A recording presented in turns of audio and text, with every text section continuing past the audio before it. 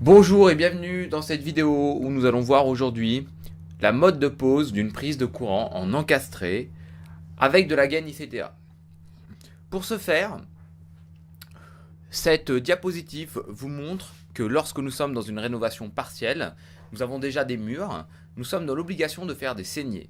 Pour faire nos saignées, de façon à ne pas fragiliser nos murs, eh bien nous devons respecter certaines cotes et certaines règles. Ici, nous allons installer une prise de courant.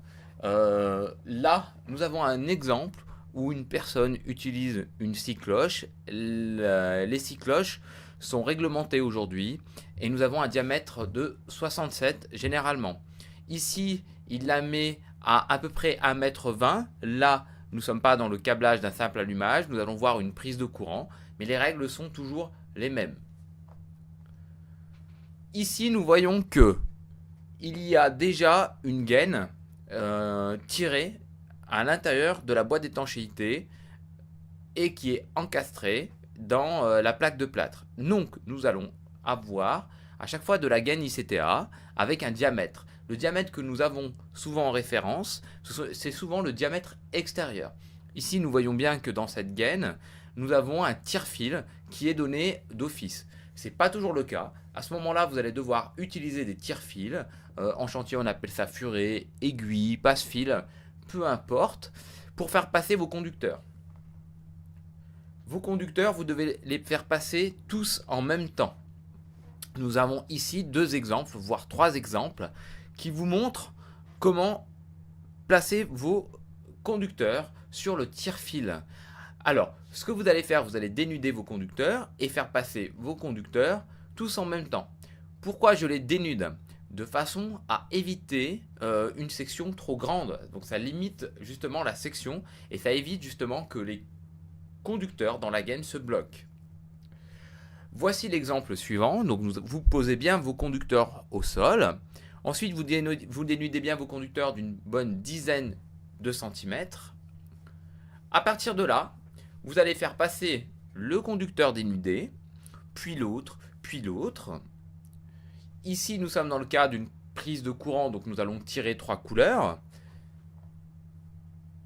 À partir de là, une fois que vous avez vos 3 conducteurs, vous allez mettre du scotch d'électricien de façon à ce que l'on puisse faire en sorte que lorsque l'on tire nos conducteurs, on ne perde pas nos conducteurs dans la gaine, parce que ça devient très compliqué une fois qu'on les perd dans la gaine. Une fois que vous avez fait ça, donc vous placez bien le scotch autour des conducteurs. Ne mettez-en pas trop et vous pouvez les lubrifier. Donc ça s'appelle du yellow. Vous pouvez lubrifier vos conducteurs de façon à ce que les conducteurs passent le mieux possible dans la gaine. Une fois que vous avez fait ça, vous placez vos conducteurs dans la gaine. Vous prenez votre aiguille, vous la faites passer dans la gaine. Vous tirez votre aiguille de façon à la récupérer de l'autre côté, de l'endroit où vous voulez brancher votre appareillage. Nous avons une règle qui nous dit que lorsque l'on passe des conducteurs dans nos gaines, vous devez respecter la règle des 1 tiers. Et vous avez un tableau qui permet de vous aider à respecter cette règle des 1 tiers. La règle des 1 tiers, c'est simplement que l'on laisse 2 tiers d'espace libre de façon à ce que l'on puisse faire des modifications de câblage et surtout éviter les échauffements auprès des conducteurs, puisqu'ils vont être encastrés, on ne va pas les voir et ça peut poser des problèmes.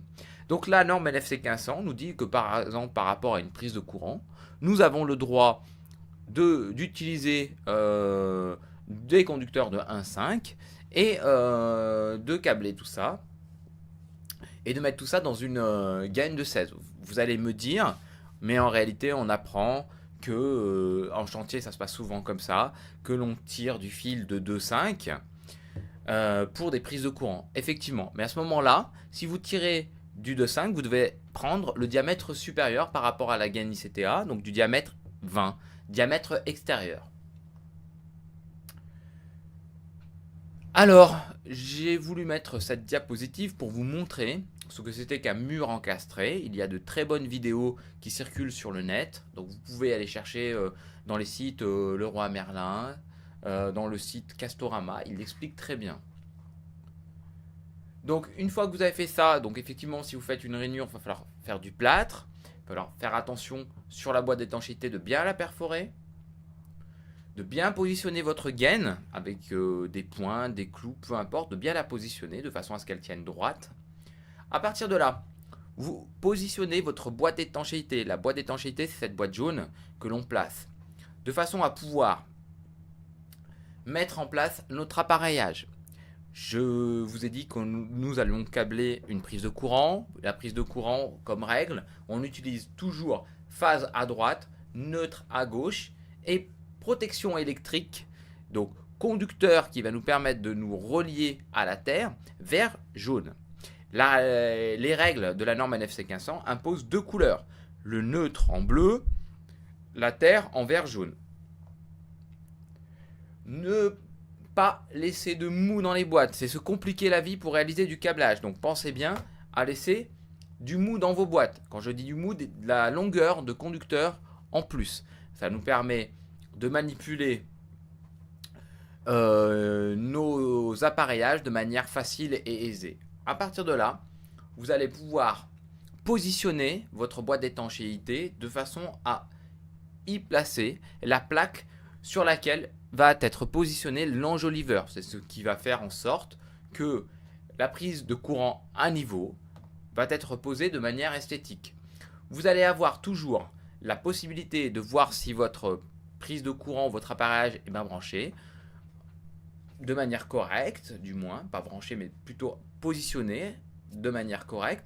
Vous allez pouvoir le voir en observant les écritures. Est-ce qu'elles sont mises à l'envers ou est-ce qu'elles sont mises à l'endroit? Ici, la prise de courant est bien positionnée. Ensuite, il va falloir, lorsque l'on finit la réalisation, la mettre en service. N'oubliez pas, phase à droite, neutre à gauche, terre en haut. Je vous remercie et puis à bientôt pour une prochaine vidéo.